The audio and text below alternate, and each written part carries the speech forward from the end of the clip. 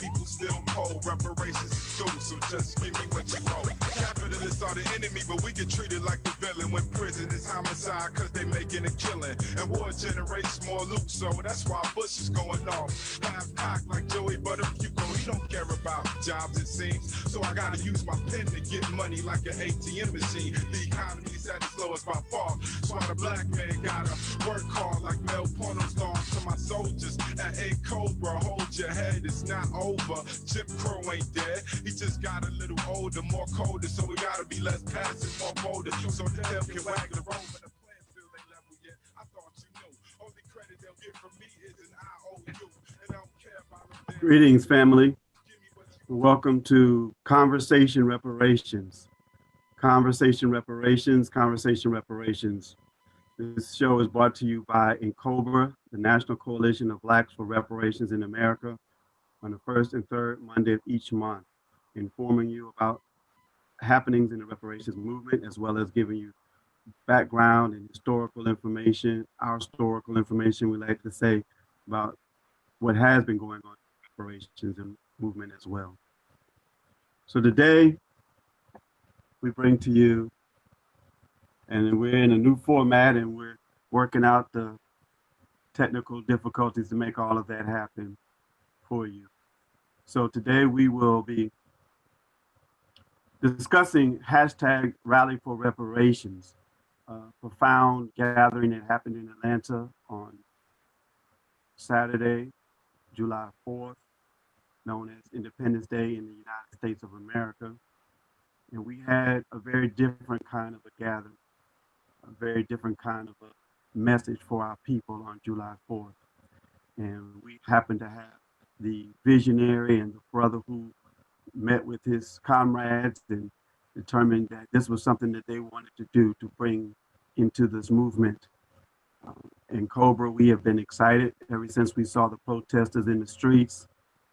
And we had just been trying to figure out how do we integrate, or how do we infuse, maybe a better word, how do we infuse the narrative to not just police brutality and police reform, but to also bring in the conversation of reparations, which will address police brutality, police murder, police terror, as well as a whole lot of other things, which really police terror is really just the symptom of a whole lot of things known as systematic racism. And so reparations is the way that we can address all of those things. And these young people, we're very proud of them based on their background and their upbringing in the movement as young people, and continuing to be active in the movement. I happen to know Brother Russell's mother, when I was a young man, gave me one of my first jobs here in Atlanta, as well as when I left my job and started a business. His father was a business consultant to me for my business. So I'm very excited to reconnect with this young man and his family, and definitely connecting on the issue of reparations. So Brother Russell, how you doing today? I think you need to unmute yourself. There you go. What's going on? How y'all doing, everybody? All right, welcome to the show. And we also are joined by Brother Will Hustle, who is also a media person and young activist. I'm just learning more about him, but I know he has a lot of great ideas and contributed to the event on Saturday as well. How you doing, Brother Will? Oh, great. It's a pleasure to be on the phone with you, brothers. All right. Very good, very good. So if we have the first clip ready, if we could go with that clip. If we don't, we'll just go ahead and talk a little bit. It kind of lays out the vision of the rally that happened on Saturday.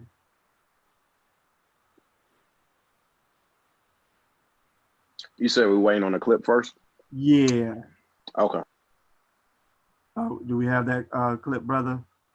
Oh yeah, we're pulling it up. You had to give me a second to get to the points in time that you wanted to start. So yeah, let me go here. We'll just start that one for the very beginning. I'm sorry? No, that one starts at the very beginning. Okay, let me see, clip 1. All right, I got you. Yeah. So Russell, why don't you maybe just go ahead and share a little bit about your background and how you came to organize. Okay, look like we're about to move to the clip.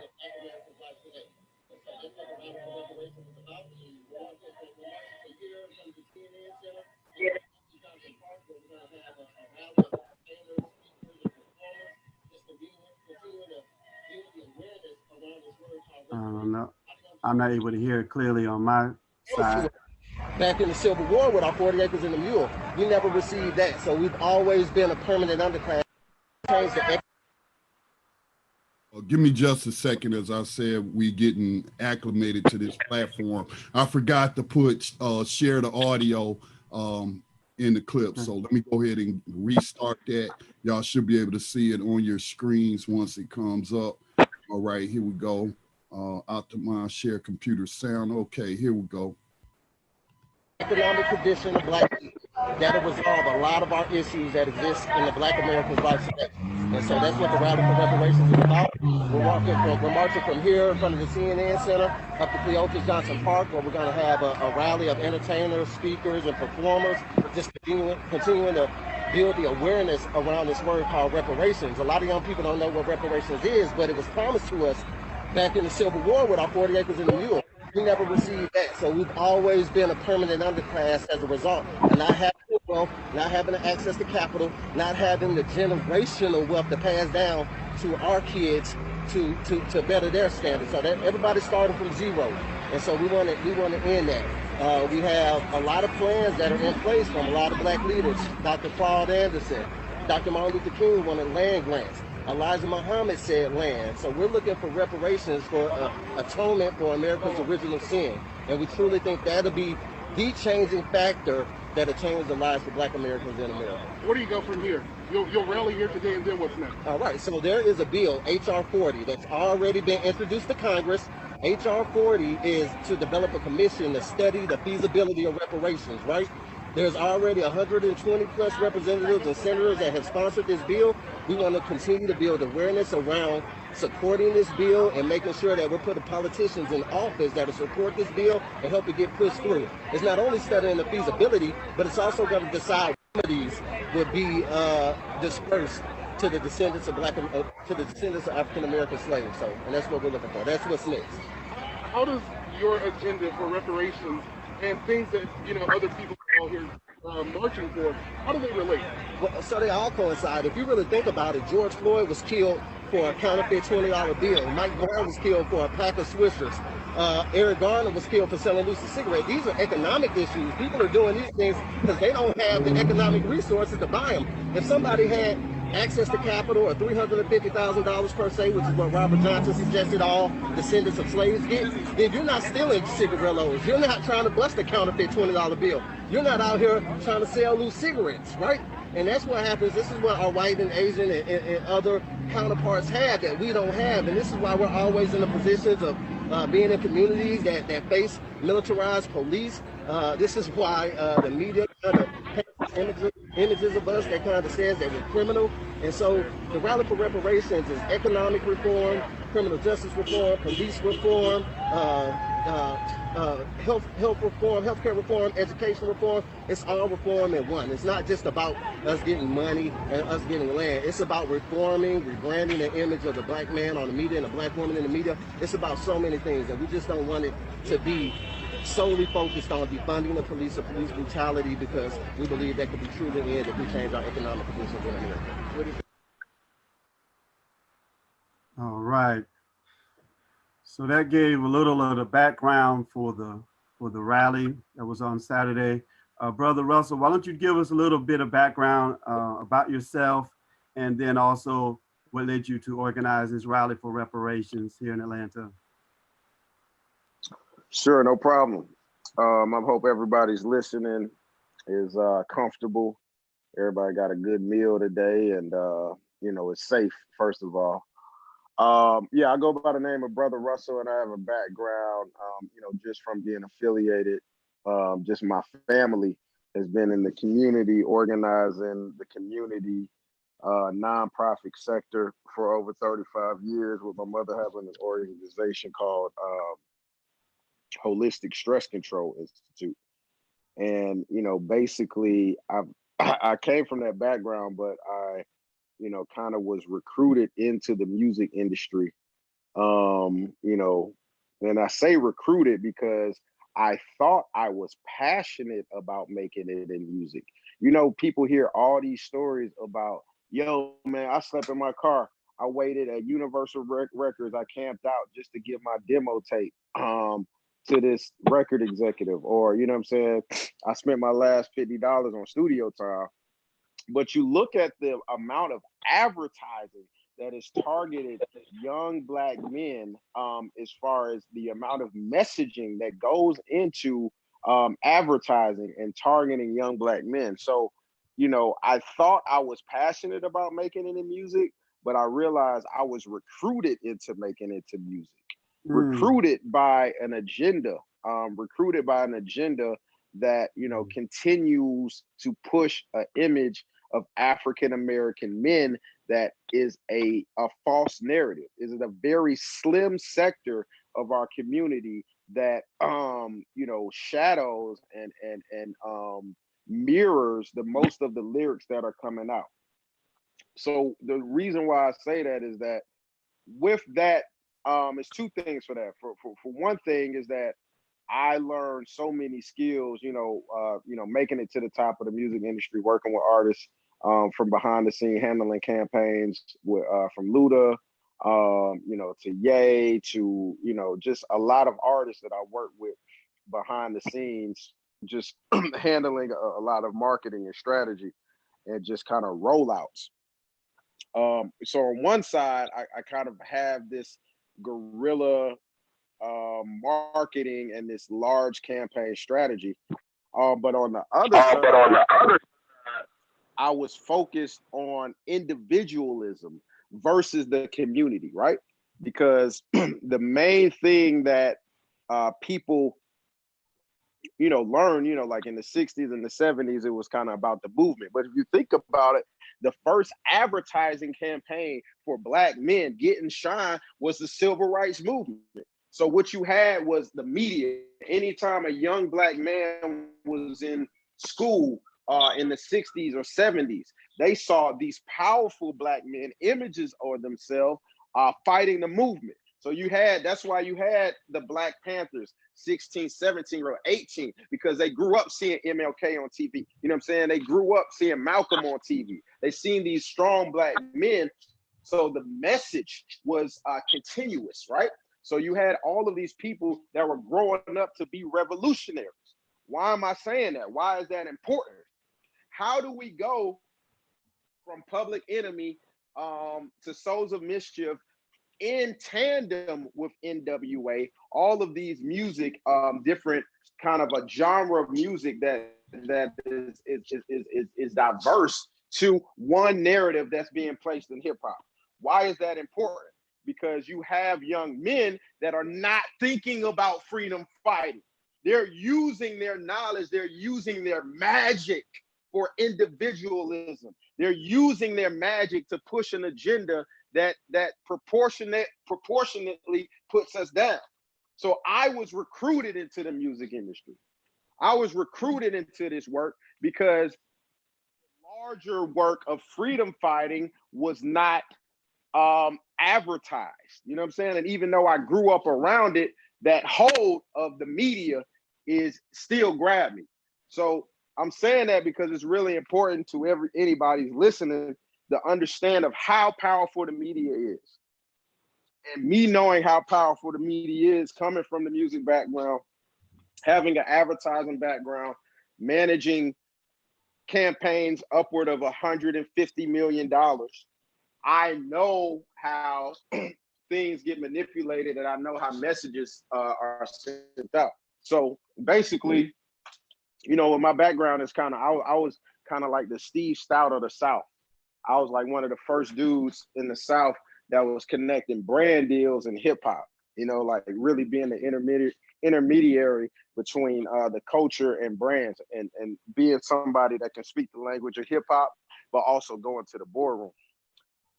So, one of my last campaigns where we did the reverse engineering of hip hop. We used hip hop as a way to get kids to stop smoking cigarettes. It was called Fresh Empire. It was funded by the FDA. A budget of over 125 million. So I learned kind of, hey, if you have budgets to fund things like this, but the budgets for the other, stereotypical things are double, triple that. This is why we're in a situation. So I say that all to say is that during the quarantine is kind of one of the most important periods of my life, because that was the first time in 15 years I was able to just stop grinding. And we're sold in America that we got to grind in this individualism, and that's what makes you happy. But for me, the higher I got, the less blacker it got. You know what I'm saying? And not blacker like your color, but like pro-black. And so basically during the quarantine, man, I just like had time to spend with me. And I kind of like just broke this barrier that was on me. And just focusing on my individualism, my only money for my family. And I adapted a larger community aspect, through reading, working out, not eating the food, man, cooking. You know what I'm saying? So I say that to say that I'm not like your 20-year activist. Like, I hope I'm motivating the kid that's on the fence, because a lot of times I think with activism and revolutionary, we talking to the choir, and I want to get the kids that's on the fence. You know what I'm saying? All right. So, well, with that note, we would need to come back to getting into the rally, but why don't we go ahead, I know, right? That's all right. Let's go ahead and bring in Brother Will, since he also has, background, as I understand, in marketing and as well. So that's a good segue. We'll bring Brother Will in and share a little bit about his background and how he came to get involved with this reparations rally as well. Yeah, I was born in Brooklyn, but I was raised in Austin, Texas, so I came up in the independent music business. So, we didn't have New York and major record labels in our backyard, so we had to really grind and really market ourselves and build our brand. And that's pretty much how I came in the game. I started doing my own DVD series. Like, I got to say, I went viral before the internet. I went viral in the streets. So me and my guys, we bought cameras, DVD burners, and we started pressing and distributing our own DVDs. I'm probably most famous for I did a legendary interview with Pimp C before he passed away. But I interviewed everybody from Roy Jones Jr., Vanna Holyfield, anybody in the game. And it was just like the internet, but we was in the streets. Like, we had the current events, the beef, all that type of stuff. And just like Brother Russell, man, I always saw that I had a voice. And, and my thing is, like, I really want to tap into the streets, like, because the people in the streets, man, if we can get them to understand, like, me and Brother Russell was at the Wendy's one night, and it really blew my mind, and I knew this, but I didn't know it when I heard him answer it. And we asked the brothers in the streets if they knew what reparation was, and half of them didn't know what it was. So that's part of the reason why I'm in this movement, because I want to be able to reach the people that normally wouldn't be able to reach. Like, a lot of revolutionaries and a lot of activists, they don't look like them. You know what I mean? So it's like over their head. They don't even get it. So come from a person who's been in the streets, has a record like them. That's what got me into it. In my city, the activism of police brutality is what initially got there, but I always knew that it was more than police brutality. When I speak at rallies and whatnot, that's one of my main sayings is police brutality is not high on the Black people's priority. Reparations, group economics, building our families, getting our mental health, that's what we need to focus on. Because if we, while we waiting on reparations and this, I'm still doing my research on this H40 or whatever the hell. To me, I'm from the street, so that sound like gang. That sound like the government's buying time.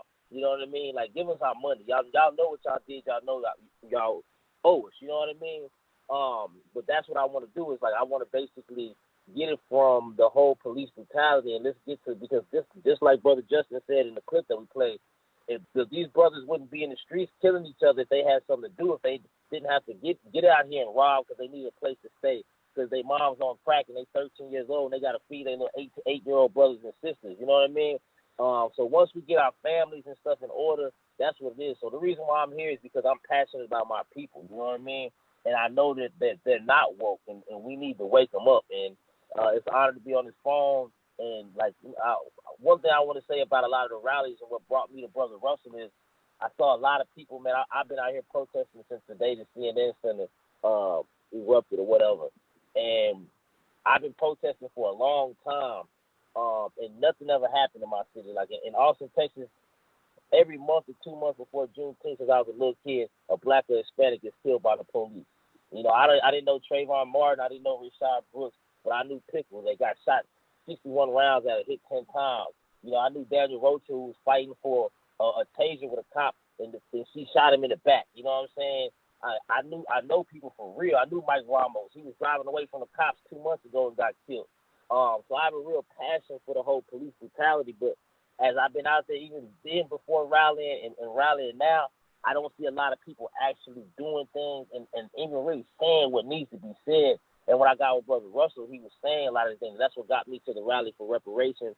And even the rally for reparations, you know, I've met a lot of brothers who had brothers who had their own political parties, you know, older brothers who telling me things that we need to do to get there. And I think that that's what the rallies and stuff is for. But it's really time for us to really get some action and get a game plan, because it's a lot of people running around, a lot of Chiefs, no Indians. And I think Brother Russell is a great leader to help facilitate the things that we try to do. I say once again, it's an honor to be on this call with you, brothers, because at the end of the day, our people need us. All right. Very good. Yeah. So I know That's love. Russ. Appreciate you, man. Yeah. 100. Yeah. So come on back in, Brother Russell, and give us the division for the rally on Saturday. Right. So just to curtail, like what Will was saying, the first speech that me and Will met was that day, you know, where it popped off, and it's crazy how like the rioting overshadowed the rally that night where CNN, you know, went off and went crazy. So the march was ATL for us. Excuse me, ATL for us, and you know, I was able to speak. And this is where the music industry comes in, because I wasn't even on the bill, bro. Like I was just like, yo, I gotta say something. Like it was in my spirit. So I finessed my way up there, and they actually let me close the whole thing out with a speech. And you know, so after that, that just kind of like, because that speech went viral, and thanks to Will, like he was the one that actually recorded. So that speech went viral, and ever since then, within the next 2 or 3 weeks, people was hitting me up, DMing me like, "Yo, we need you to speak here, speak here, speak here." So as I was speaking, I was like, "Oh man, like I'm definitely inspiring people, but like, what is the main issue here? Like, what can we really get behind?" And this is again like me being you know, in the community, but like kind of new. And so I was just like, man, I'm just gonna research and like, you know, really research and understand all of the issues that's affecting African Americans. But at the same time, I had this vision of Africa America that happened during the quarantine. And then once I saw that, I researched Malcolm X and the Republic of New Africa. And then I also saw the fight that Dr. Martin Luther King was doing with land grants and his fight for reparations, and just really thinking about the economic empowerment. So, you know, my theory, you know, long term is that as African Americans, like we're refugees in America, right? Like we still have to live in two Americas. We have to live in a duality. Like you go to the carnival, right? And you see, you know what I'm saying, the West Indians, they throwing their flag, blah, blah, blah, blah, you know what I'm saying, everything. But like as African Americans, like we in there, but it's like shit, where our flag at? We can't go to the carnival with the American flag. We look crazy, right? That's It's right. like just from a branding perspective, I looked at it, I was like, I feel like the end goal is like we need our own territory, right? Like we need our own land, because I don't understand like if somebody kidnapped your daughter for 30 years, right? And then she kidnapped your daughter and she's not gonna let your daughter, free. But she's like, yo, you can still live in my house, although I kidnapped you. You can't leave. You know what I'm saying? But you're free. You know what I'm saying? You're free. You're free to do whatever you want. You can get jobs or whatever. But I'm not gonna give you your own house. So it's just like this conversation about liberation of Black people has to come from having our own. And I felt, we researched it. Reparations is something that has been paid out to other groups of people. They've been paid out to the victims of Hiroshima, paid out to the Native Americans, paid out to the Jewish community. And this is just like top level research. So, me and Brother Justin came together, and, we was out protesting, seeing wheeling out, and then, we just came together, and we was like, yo, reparations is what is it? Like, cut the check. Like, I'm an agent. Like, I negotiate for artists. And my job as an agent is to get the highest check possible. You know what I'm saying? Like, I'm getting the high. I mean, if I'm doing something for Luda, or if I'm doing something for like one of these Instagram influencers that I represent, I'm going high. You know what I'm saying? And that's how you negotiate. And I feel like with our movement, the whole police brutality and hands up, double shoot, man, that's like, bro, that's like Luda saying, I'm gonna do the Super Bowl for a pair of Adidas. They should already be giving us that. Like, for you know those what I'm who don't saying? know, Luda is short for Ludacris, Right. hip hop artist out of You know what I'm Atlanta. saying? Imagine that. Imagine Ludacris doing the Super Bowl, or, you know what I'm saying, some type of big performance with a huge audience, where the Right. promoter's gonna make a lot of money doing it for a pair of shoes or a t-shirt. So when I look at the whole police brutality movement, yes, we have to speak out against these things. But what are the conditions? How are we going to change the systematic oppression? You can't do that through a policy. You got to have financial. Let me Go cut ahead. in here, Brother Russell, for a minute. So we're at the halfway point of our show. So you're listening to Conversation Reparations on Black Talk Radio Network.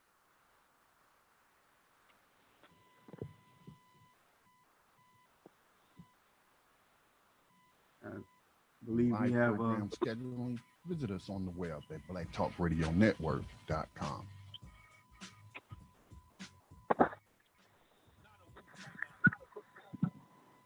okay.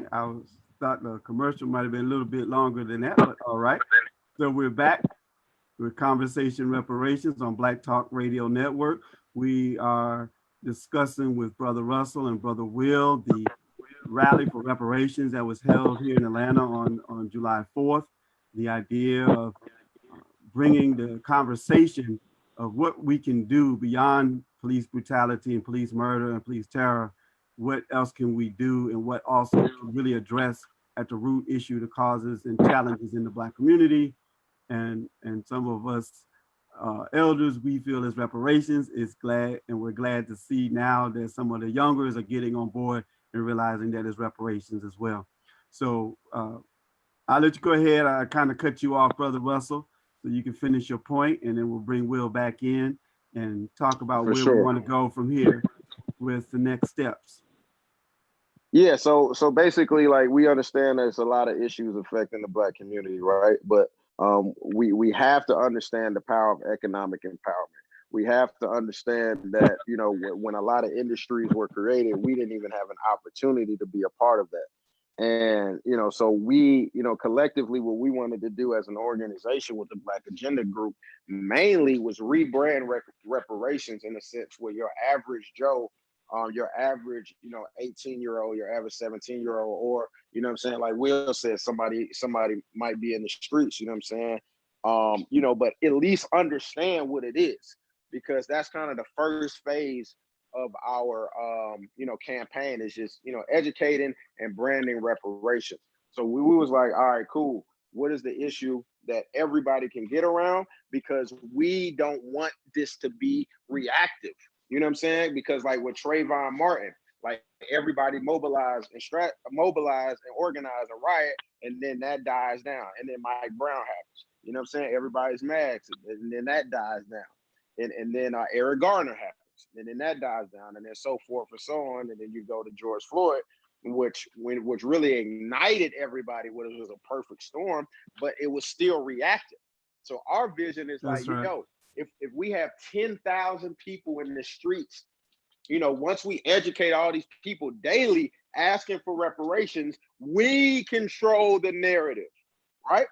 So we was like, yo, we're gonna do this dope rally to educate, just the culture, the youth, the average person about reparation.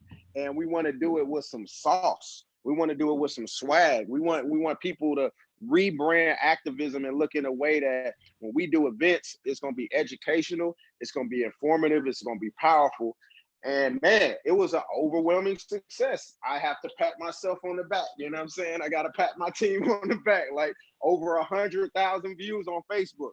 We got CBS to pick it up. NBC picked it up. AJC picked it up. So not only was it a healing experience with African drums, with speeches from you, from myself, from the T.I. son, the Monty Harris, Easy E's daughter, Remarkable. But also we went viral. You know what I'm saying? So 100,000 people know about reparations right now. So that was the goal of that event. And now we're gonna follow up with really, kind of similar to this radio show, is where we're gonna have a conversation for reparations, where we're gonna really bring in kind of a luncheon style presentation and figure out the next steps, where we're gonna get the stakeholders in the room to actually execute some plans locally. And shout out to the team. I want to shout out everybody that was a part of building it. Shout out to the sponsors, Afrocentric Network, really donated some money. Also, Davis and Bozeman Law. And then we just had a lot of crowd-funded things. Like, this is the difference from a community. Like, we so used to like knocking on the white man's door. Oh man, I need a sponsorship, man. But listen, these white folk, I don't want to say it like that. All right, so the power that be, they'll sponsor your Black events. You know what I'm saying? They'll sponsor your mini skirt party, your all Black party, or you know what I'm saying, your $5 Hennessy. Yeah, let's put some money behind that. But when it comes to these pro-Black events, you know what I'm saying? When it comes to something empowering, when it comes to something to waking the community up, they try to stay away from that. And we ain't going for it no more. So we saying any company that's profiting off the destruction of Black people, any company that has made any type of attempt or a campaign off the destruction of Black people, you paying up. So in a situation where we don't have to wait for the government for reparations, we can put that in place, but we're also going after the private companies because they gonna pay up too. That's right. Yeah, we want to always shout out Brother Miley Davis Bozeman Law Firm. It always does, who supports in Cobra, who supports the reparations movement, support social justice movement. He does many cases dealing with police brutality. He takes them on pro bono, and he's just a really remarkable brother and has a great law firm that really supports the movement. So really wasn't surprised when you mentioned he supported you, as well as Afrocentric Network, which also supports a lot of more nationalist progressive organizations in the city, Malcolm X grassroots movement and others like that. So those are two very vital businesses in our community that we should support. And also, just when you say AJC, like, let people know certain things. So AJC is the Atlanta Journal-Constitution, for those who may not know, which is the major news organ in Atlanta. So Brother Will, and while we're talking about going viral and all of that, I know you do a lot with YouTube and videoing. And so why don't you maybe share a little bit with us about, how important this social media platform is and how we can really get the reparations message out to our people even more. We already heard 100,000 views, but even beyond that, what else can we do to really wake up more of our people around reparations and getting them behind it? Man, the true leader is the leader who leads by example, And so, like, man, T.I. told me some real shit at one of the rallies, is we all have a position and a job in the movement. My job is the media. Like, we control the narrative. You know what I mean? Like, we have to put out the right power. Like, I got things like basically with my company, we call it positive propaganda.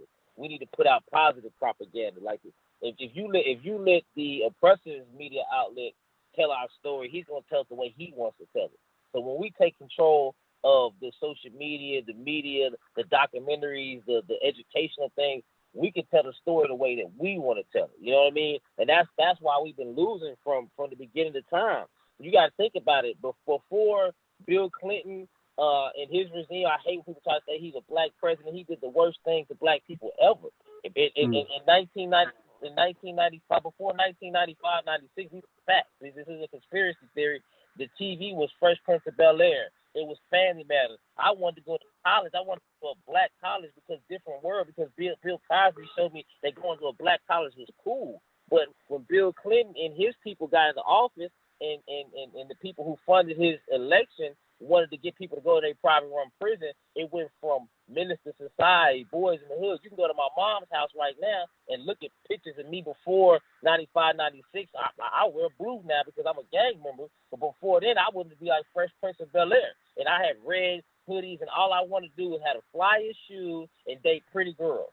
But then when the media came out and everybody wanted to gang bang and stuff like that, so it's like, we know what these people did to us, so instead of crying over spilled milk, let's put the stuff out. Like I was telling Brother Russell before, like me and Russell stories kind of the same. Like the COVID, I was already working on documentaries and stuff before COVID, but when COVID came, I had a lot more time to do it. So I never thought, I was actually working on a mockumentary, which was a joke, but I was putting a lot of game in it about me changing the world in the year 2020. But after getting with Brother Russell, seeing the CNN, seeing justice get come because they burnt down the windows. I don't want to say we, you know what I'm saying?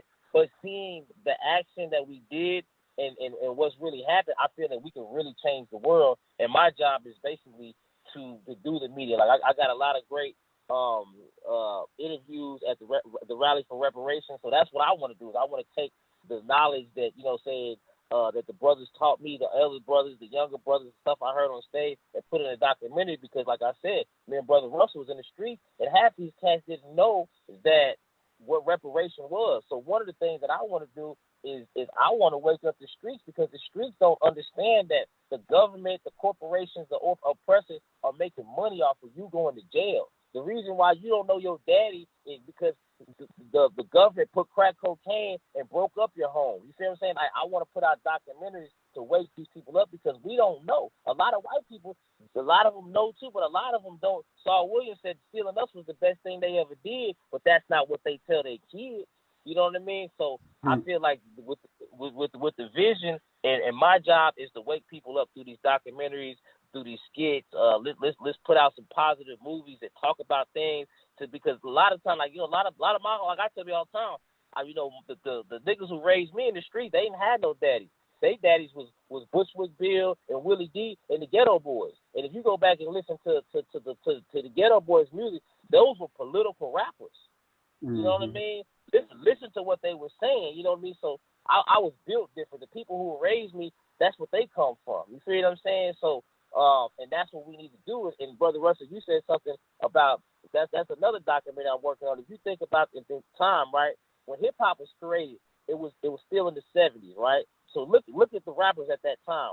You had African Bambaataa. They were righteous as hell, right? Then you go to 1985, the Dead X and the X Clan were talking about to the east, my brother to the east. You know what I mean? That's what woke me up as a youngster. That's made me. Ice Cube was was the first people that woke me up with lethal injections and rhymes like that. Then 85, the crack hit. Then people started rapping about what they were really. And then in 1988, what happened? What did hip hop tell us? Hip hop told us we headed for self-destruction. We headed for they tried to tell us this. You feel what I'm saying? So then you got I have a problem. My daughter's 13 years old and she knows every Megan Thee Stallion verse there is. Now I can't be a hypocrite. I know these records too. So I have to, instead of say, oh, you can't listen to that music and that's going to turn into open up a whole other can of worms because she's going to rebel. You know what I mean? I have to basically see what's going on. But I understand why Megan Thee Stallion raps the way they rap. I understand why the City Girls. I understand why these rappers rap about being in the streets and killing murder because they watch their homeboys get killed. So they don't want to never have no pistol because their partner might not have had no pistol when he was coming out the club. That's why he sneaked his gun into the club because he don't want to get caught slipping. I understand the the music is a voice. You know, like I always use the Gangster Disciples as an example. Is we missed a lot of messages and cries for help. The Gangster Disciples changed their name to Growth and Development, and nobody embraced that.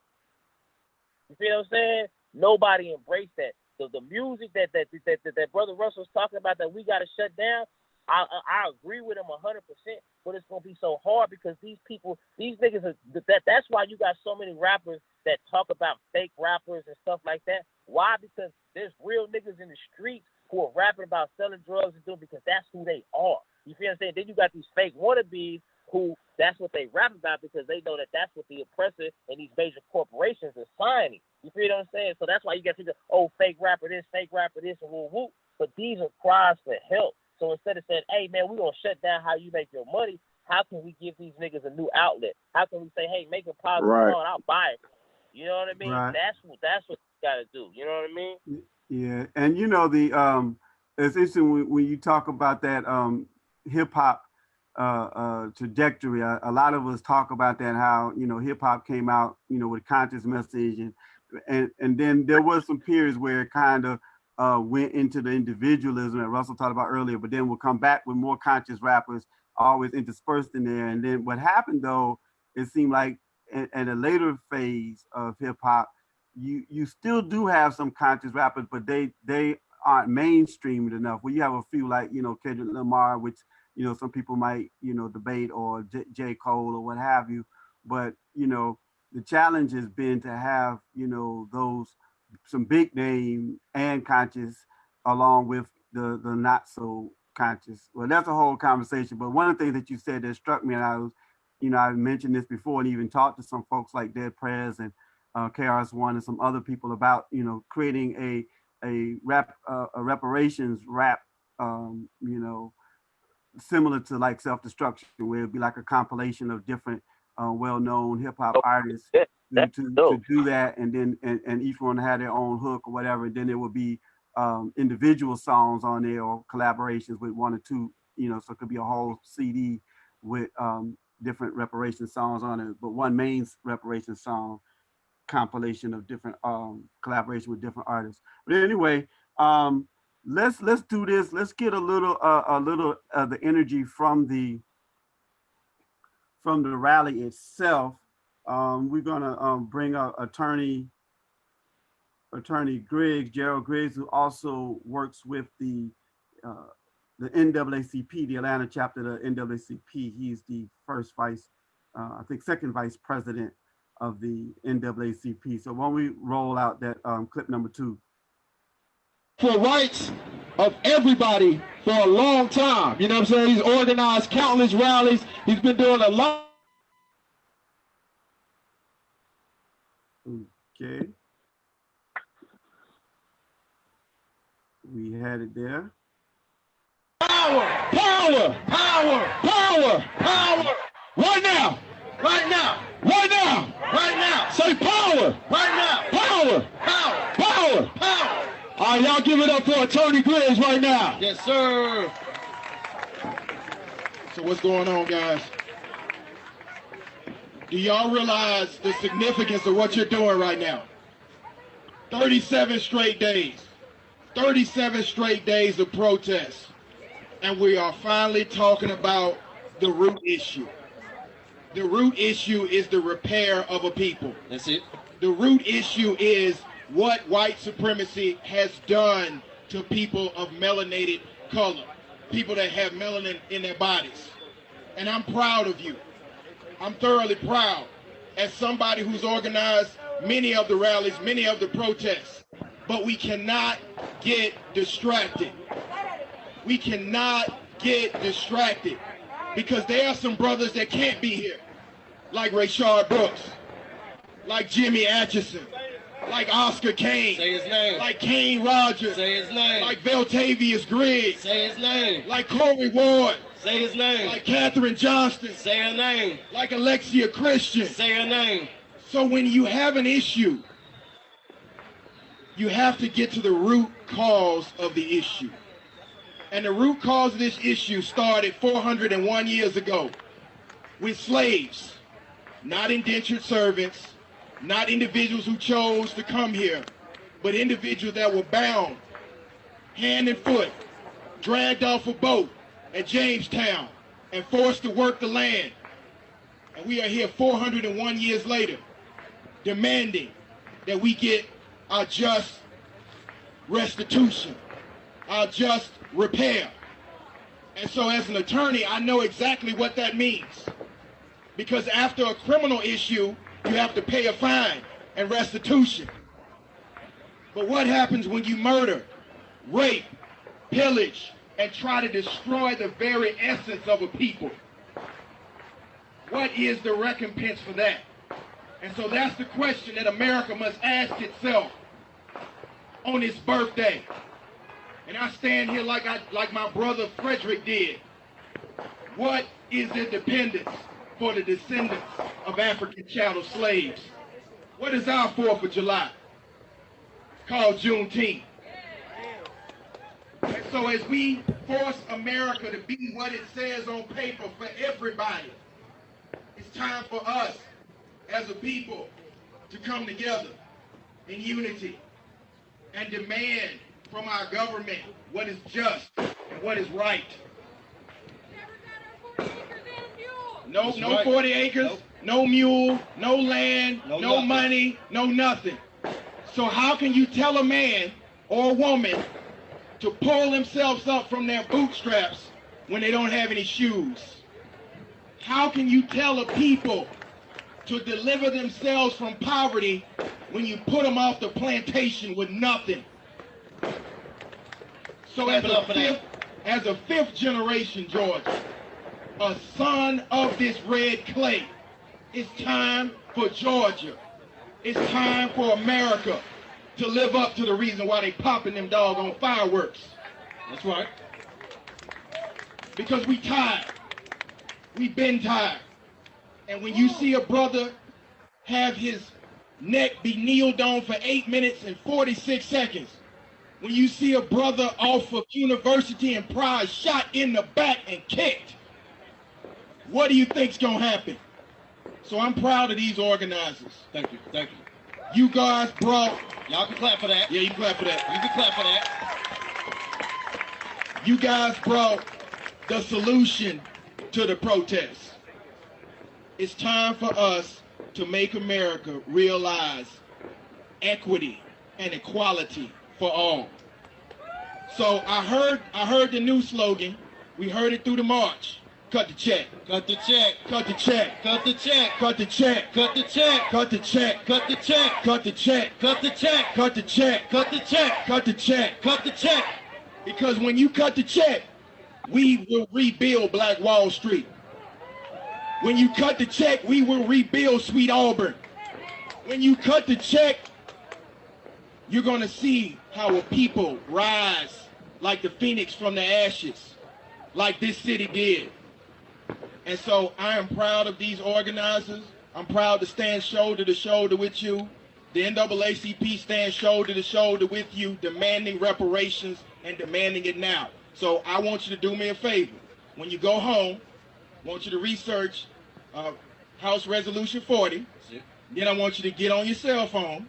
I want you to Google every single person that is signed on to the bill. Send an email. Tell them we want it now.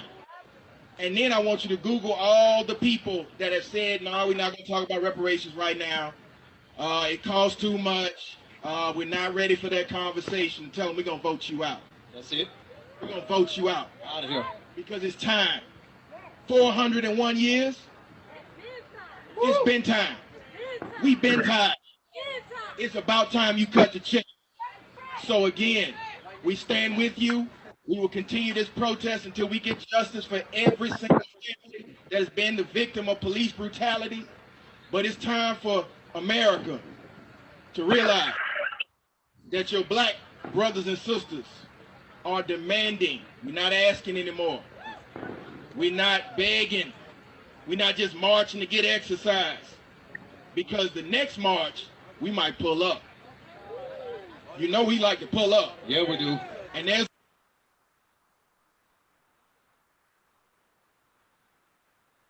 Powerful. Okay, yeah. yeah, got cut a little short, but basically he was saying in conclusion was that, if I remember correctly, basically he was saying that anybody who is not any person that is seeking office who's not in support of reparations, they will be voted out of office and go home packing on November 3rd. But yes, that was attorney Griggs, who is also the first vice president of NAACP, in solidarity with the rally. One of the speakers at the rally. So at at the remaining time that we have, let's talk about next steps and outcomes. You already said, Brother Russell, you feel like it was a very successful event in terms of, people turning out, and in terms of even the media coverage of it, and the follow up that people have been watching it. Um, yeah, why don't you go ahead? You go ahead first, Brother Will, and what's the next steps? Where are we going next? And then you can come in after he finished, Brother Russell, with what's the next steps? Where we go I from here? think that what Attorney Greg said was definitely we need to follow exactly what he said, but right now we just got to create ways right now economically. Just like like right now I got on the African American hat and the T-shirt. I had to buy that. You know what I mean? So having events where we create our own group of economics, where we buy from each other, because I mean we spend trillions of dollars ourselves. You know, look at the hair industry. There's I travel all the time. I go city to city. My company's Anytime USA because every city is the same. They got a mall. They got two or three. Some hair stores. You go on Greenbrier, they got two hair stores in the same parking lot. You know what I mean? And these people are making so much money. Where my dad lives at in Chicago, I sit and watch trucks come in every day, dropping off food, beer, liquor, everything. The Arab or the Asian, whatever store is across the street from, they taking all their money out. But basically, every day I watch everybody from kids to old people go in, buy liquor, buy switches, buy candy. You telling me we can't get our own cigarettes? We can't get our own? And I know people might say, "Oh, we shouldn't be selling our people cigarettes." Nah, the money's going out of our community. We need to focus on how we gonna get this money from staying in our community 3 hours, 6 hours to where it's generated. That's the first step that we need to be doing while we waiting on our government to give us our reparations. Very much so. We have to prepare economically. Also, as I mentioned in the rally, we want people to be familiar with not just HR 40, but also SB 1083, which is the Senate version. So we also are focusing on the Senate version. And even more importantly, we have to look at creating a specific reparations demand package. And once we have that, that will even be even more important, in my opinion, than even HR 40 or the Senate version. So there's a lot of work to be done, and the work to be done in terms of preparing ourselves, in terms of setting up economic systems, our own banking systems, our own economic cooperatives, manufacturing, and things like that, so that we'll be better prepared for that time. So, okay, Brother Russell, I'm gonna kick it to you in the last few minutes. What's the next steps? What's the Black Agenda Group plan going forward from this rally? Oh yeah, no problem, man. So, we really want to work with organizations like in Cobra for the larger plan and for the lobbying. But our main job is to keep the public pressure up. We had actually started planning a rally in LA in August, but based on COVID, we don't know if that's going to happen or not. But what we're saying is that we're kind of going to be like the ad agency for activism. It's a Mm-hmm. lot of organizations like yourself and other organizations that have great work and have great message, but we just want to help get that message out further. So our job is going to be, partnering with other organizations and just to help them get their message out through a series of events, through a series of press releases, and also just a campaign.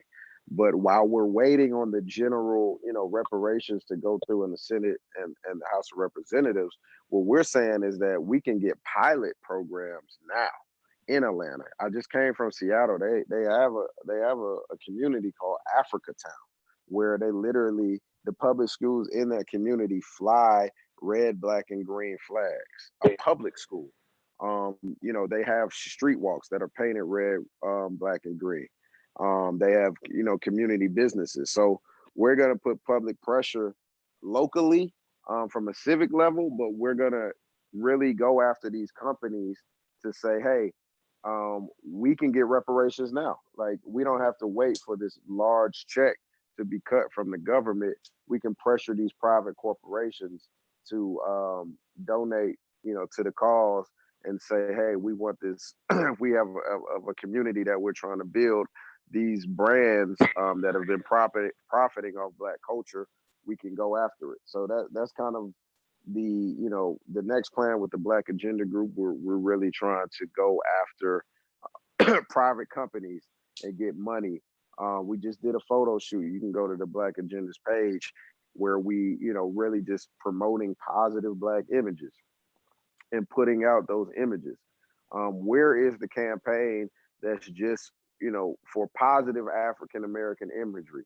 You know, we got one show, you know, we got Blackish. We got, you know, maybe 2 or 3 shows from, you know, of the $500 billion that is spent on TV network. You know what I'm saying? We get a movie every now and then, and most of it is to remind us about slavery. Where's the movie about Mansa Musa? Right. Where's the movie about Queen Sheba? So what we're saying is that all of this Hollywood that has went to either movies about slavery or movies about your same story, drug, gun, you know, sob story.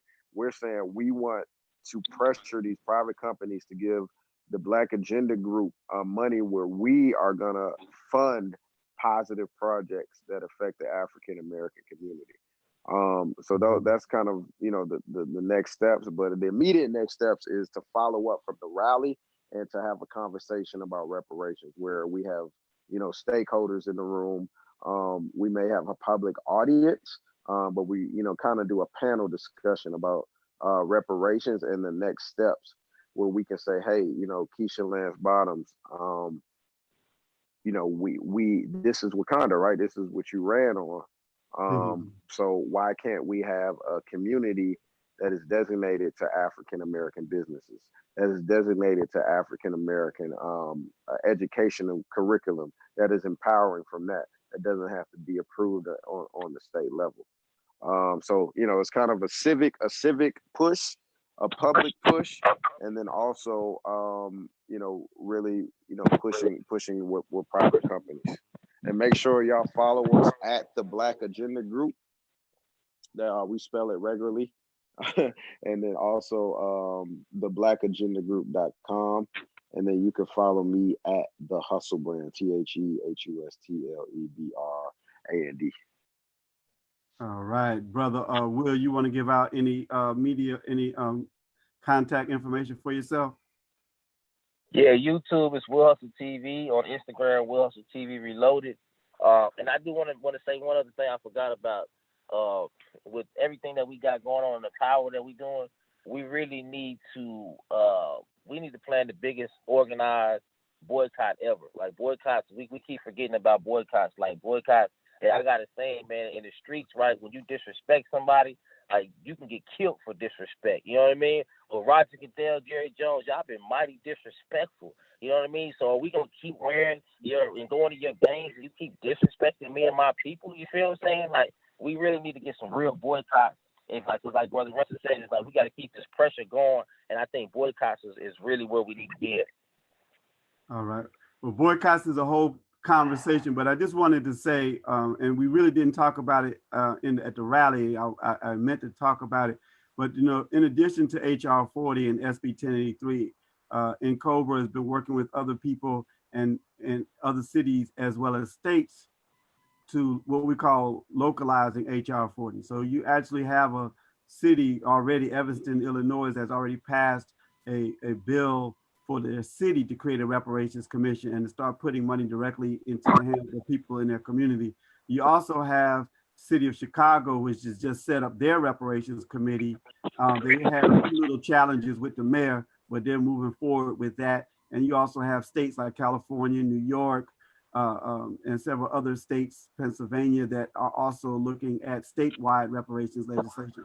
So definitely we need to get with Keisha and the city council, Brother Miley, who has connections with her and others that we have worked with over the years to begin to move that forward at the local level in Atlanta. And we can actually begin to get some beginning justice around reparations, even in a quicker term than as you mentioned, at the federal level. So at that point, I just want to thank both of you all. Want to invite everyone to the NCOBRA National Convention. We themed it this year, reparations today, what the youth them say. And the reason why is because we know that it's important to bring young people into this movement, and we want to pass the baton on to you to continue this reparations work. So our convention is July 30th through August 1st. It's online. Again, it's July 30th through August 1st. You can go to our website, incobraonline.org. Again, this is Conversation Reparations. I'm your host, Brother Jumoke Ife-Tayo. I can be reached locally.